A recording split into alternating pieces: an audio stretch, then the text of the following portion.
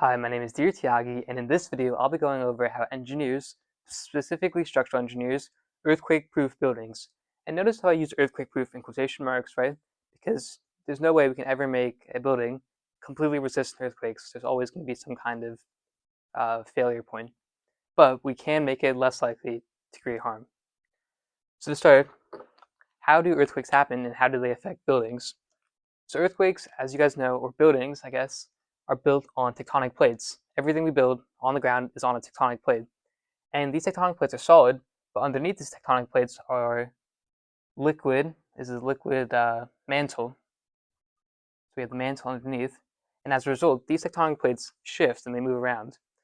And so what happens is when two tectonic plates, so we have large tectonic plates all across the Earth, and when two tectonic plates meet at a fault line, what can happen is they can start moving and create tension.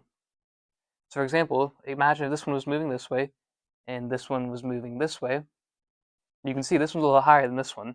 So what's going to happen is as they keep moving, the stress is going to keep building, building, building, building. And so, stress builds up here at the fault line. And what happens is as the stress builds up, it's going to reach a point where it just slips. So it's building slowly, slowly, and then just slips. And when it slips, it releases a lot of energy. There's a ton of energy right here in the fault line, because again, these plates just slipped together, or not together, they just slipped onto each other. Bad drawing, but they slipped.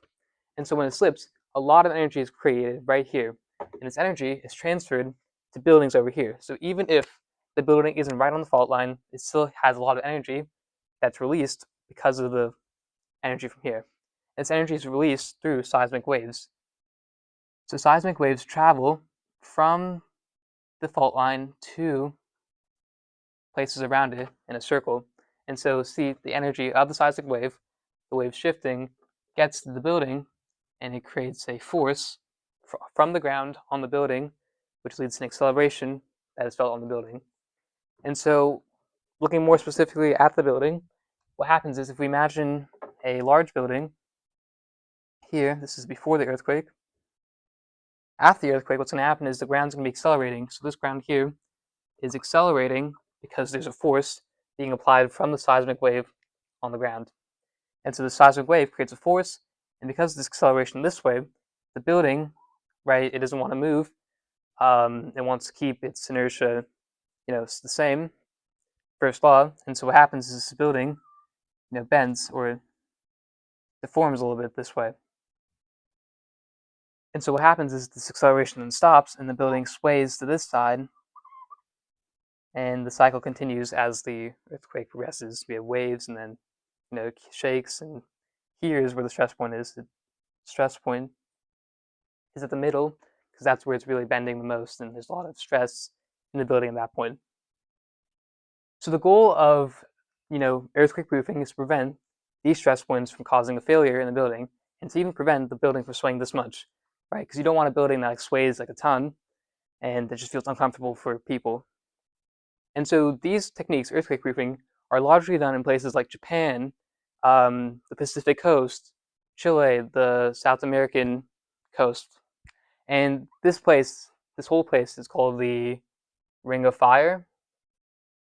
And it goes from, the bottom of Chile to the Pacific coast, Alaska, Japan, and then through Indonesia and a little bit below to like Australia-ish. And so on the Pacific coast, there's a ton of earthquakes because there's a ton of tectonic plates that are really moving. And so in these areas, they have to employ, especially in Japan, Japan has a ton of earthquakes. And so in these areas, they have to employ a lot of techniques to make sure that their buildings don't collapse. So some techniques they use, the first big technique that large buildings, especially like really tall ones, use is this thing called base isolation. And the idea with base isolation is while a normal building, the foundation is directly on the ground, the concrete goes in the ground. With base isolation, what you do is you take the building and you isolate the base by using a bearing. So you have an isolated base because you're using a bearing like so. And this bearing is usually made out of plastic or lead. You want something flexible, right? And so what happens is when the earthquake happens, instead of swaying the entire building, it's going to sway these bearings. So let's say there's an acceleration this way from the earthquake. What's going to happen is the bearings are going to move like so, but the earthquake still stands normally. Because again, the energy, all the energy of the earthquake, all the acceleration is going into the bearings instead of the building. And it's going there because it's plastic, it's flexible, and it's easy to deform.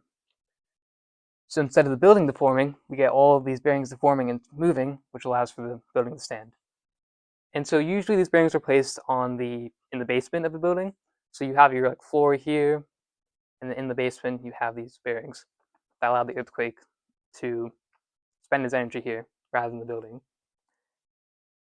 And so a big example of a building that uses this technique is Apple Park in California, which uses this technique to earthquake-proof its building. Next, we also have dampers. And so there are many types of dampers. Just think of a damper like a shock absorber. So an easy way to think about it is if you have a pillow and you punch it, right, you're absorbing that shock. And so a lot of buildings have these dampers that do the same thing. So instead of like taking all the shock of the earthquake, they have these systems that take in some of that shock and the energy of the earthquake. So some examples, you have a viscous damper. And so how these dampers work, it's basically, they're kind of like pistons, right? So you have a damper here, and they're filled with some viscous material. And so when the earthquake happens, right, they compress and stretch and they push a little bit. And these viscous dampers, they take in some of the energy of the earthquake. So instead of all the energy going into the walls or the building, the dampers take in some of that energy. We also have fluid dampers. So if you imagine a building, right, and you imagine just a cup of water on the top, and this building accelerates this way, right? What's going to happen to the water is going to accumulate over here, and because the water accumulates over there, the building is going to move less. Some of the energy of the acceleration going this way goes into the water, and because of that, the building is going to sway less. So the water goes this way, the building sways less this way, then the water goes back, the building sways less that way, and just a cycle of the building swaying less because of that water on the top. Again, it just takes up some of the energy from the acceleration, which leads to less energy, right, and less force being applied on the actual building. And finally, this is one of my favorite techniques that I really like to see. It's called a tuned mass damper. And so the idea with a tuned mass damper is you have this weight on top of the building, and it's attached with a string. So it's like a pendulum, right? So we have a string and we have a mass there. And so what happens is when we have an acceleration, this way, let's say, then this mass damper is going to move, right? It's going to move like the fluid, sort of, in a certain way, and it takes up some of the energy of the acceleration. And so the idea with the tune part is every building has its own resonance frequency. Okay, and resonance means the rhythm at which buildings like to move, or any object. Every object has a resonant frequency, and that's the object at which it likes to vibrate. And so the real harm in an earthquake isn't the power of it, although that is a concern, right? The real harm is often that if your resonant frequency equals the frequency of the earthquake, then you're going to get a lot of force being applied on your building. And so the idea is, if you have this tuned mass damper and you tune it to the exact frequency, resonant frequency of the building, what happens is that you're able to prevent the building to collapse to frequencies that are the same as resonant frequency. Because again, you're taking some of that energy into the damper. And of course, you could also use other techniques. There's also a spring mass damper, which again uses springs that compress and push. But these are all the same. They just take up energy. The water, the mass, the spring, they just take up energy from the earthquake. Again, resonance is a really important topic. So there was this bridge about 60, 70 years ago, the Tacoma Bridge, Tacoma Narrows Bridge. What happened is that it collapsed because there was an earthquake that was the exact same resonant frequency as the bridge.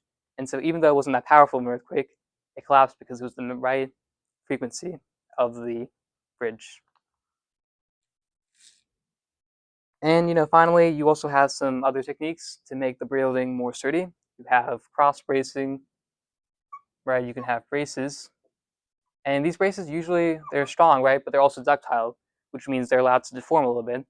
And the idea here is if we have these braces that can deform a little bit, when the earthquake happens, and the building like turns this way, right?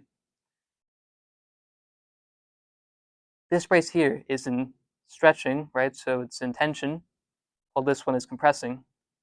And so what's going to happen is you're going to have a huge force from this compressing and stretching that pushes the building this way, and it's going to help it to stop from collapsing like a parallelogram instead of being really really flat and basically collapsing. You can have these braces that allow it to compress and stretch and push back into its normal position. And along with this, you also have shear walls. So every building today is built with a shear wall now, and shear walls are basically an extra layer wall that make a building more strong because they add a little deformity and they add a little more rigid strength to the building. And finally, in places like Japan, what they like to use, like old buildings, like old temples and stuff like that in Japan, they like to use lightweight materials slash flexible materials. By having these materials, right, makes them less likely for a building to collapse because it's flexible. And these techniques don't really carry over to large skyscrapers because, again, these temples were pretty small, and a skyscraper said it needs to be like big and tall, and so they have to use steel and these less flexible materials.